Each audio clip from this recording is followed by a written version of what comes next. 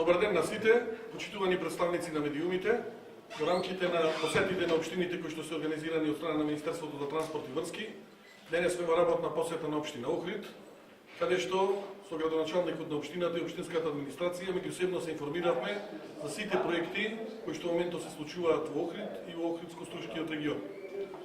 Сакам да кажам дека градоначалникот ме информираше во смисла на тоа кои проекти во моментот се работат во Охрид и кои се планираат во идниот период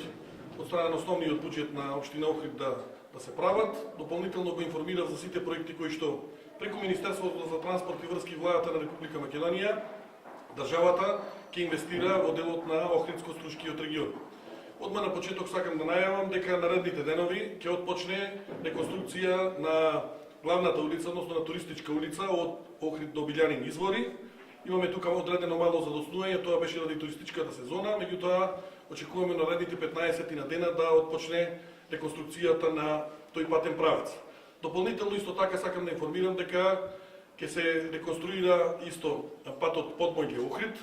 кој што исто е предвиден оваа година да биде реконструиран. И одмах тука сакам да најавам дека ќе биде исто така нормално прво со проект, а потоа и со реконструкција отпочната изградбата на патниот правец Охрид-Светинаво. Така да, согласно роковите кои што имаме, бидејќи станува збори за одреден проблем со слечиште таму поврзано, тоа слечиште мора да биде санирано, така да нашите очекувања се дека во тој дел ќе бидат извршени сите овие реконструкции кои што во изминатиот период беа ветени од страна на владата на Република Македонија и Министерството за транспорт и врски, се разбира дека тоа ќе биде спроведено. Исто сакам да кажам дека во делот на Струшкиот регион исто предвидена реконструкција на патот Подмојле-Струга и дополнително ќе се прави проект кој што треба да биде во делот на проширување од делот на Струга до Ќафаса. Дополнително е што сакам јавноста да информирам од вчерашната седница на владата на Република Македонија е дека вчера помина втората информација во делот на задолжувањето, односно кредитната линија, која што државата ќе ја прави преку Министерството за финансии со Светска банка за околу 70 милиони евра, со кои што државата ќе овозможи на општините, зборувам за сите општини во Република Македонија, преку проектна единица, преку проекти да се овозможи изградбата на локални патишта, така да овозможуваме да покрај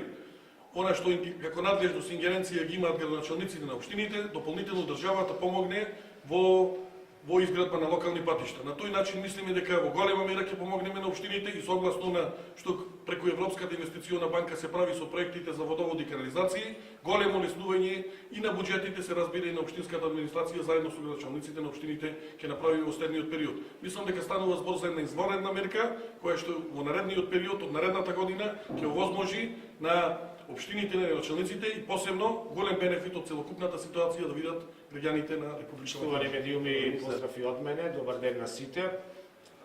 На дополнение на она што го изјави министерот, сакам да додадам уште неколку проекти и неколку мерки кои што се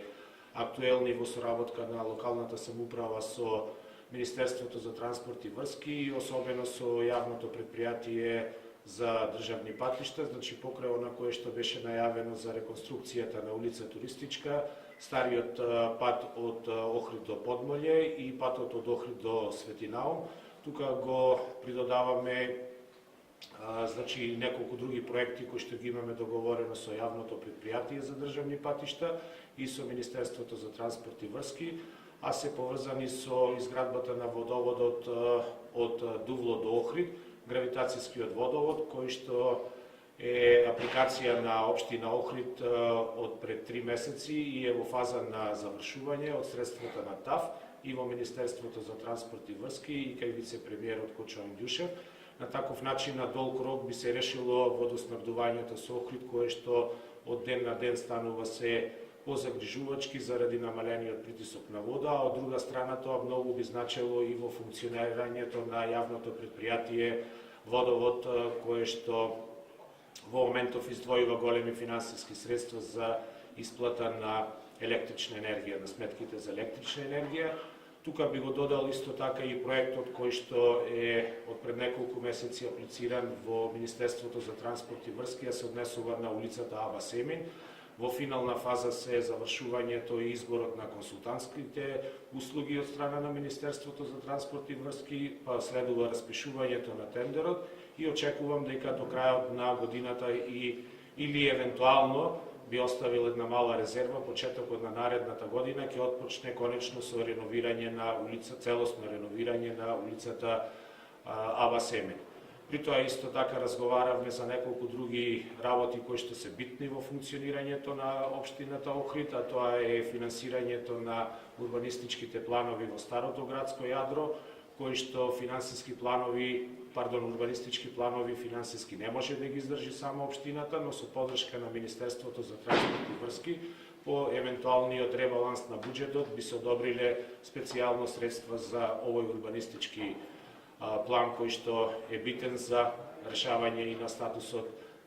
на градот Охрид за УНЕСКО. Јас им благодарам особено на